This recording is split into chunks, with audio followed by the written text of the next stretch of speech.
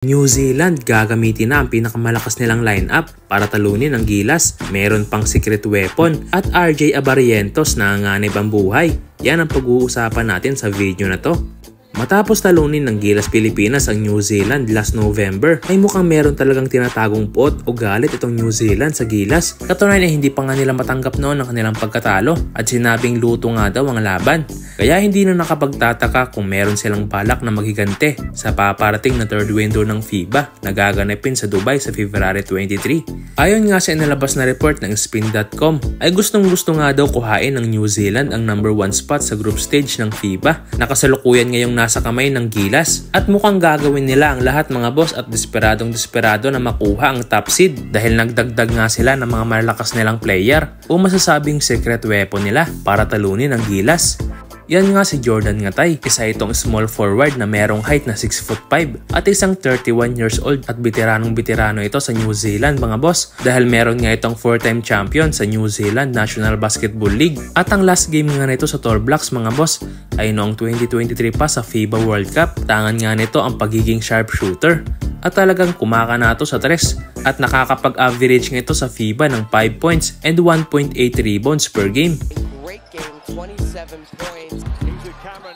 At ang isa pang isinama nila sa kanilang lineup ay itong si Tohei Smith-Milner, isang 29 years old power forward at naglalaro nga din to sa NBL sa dating kupunan ni Kai Sotto na Adelaide 36ers. At meron din tong 2-time champion sa New Zealand National Basketball League at ang huling laro din nito sa Tall Blacks ay noong 2023 FIBA World Cup pa at siguradong ito ang magiging katapat ni Junmar Fajardo sa ilalim dahil dominante at malakas din to sa painted area. Meron nga itong height na 6'10" at meron din tong kalakihan. Tangan nga nito ang pagiging dominante sa offensive rebound, drive inside the paint at pumupukol din to sa tres kaya mukhang mahihirapan talaga ang ating Gilas sa bagong lineup ng New Zealand.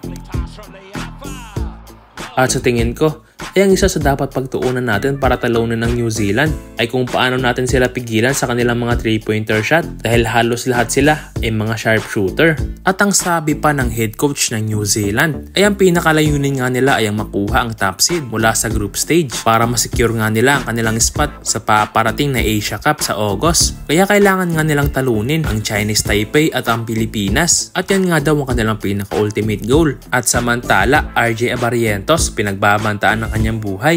Matapos nga silang matalo kagabi ng Meralco sa Game 2 sa playoffs ng PBA ay meron namang bumungad kay RJ na nakakatakot na banta at ibinahagi nga ito ni RJ sa kanyang social media accounts. Ayon sa kanya ay grabe nga daw ang mga tao ngayon dahil natalo lang sa pusta ay magbabanta na ng buhay at pati nga daw ang kanyang pamilya ay dinadamay pa at ayon pa sa kanya ay naglalaro nga daw sila ng maayos at parte ng basketball ang matalo at dapat hindi raw tinutolerate ang ganitong mga tao.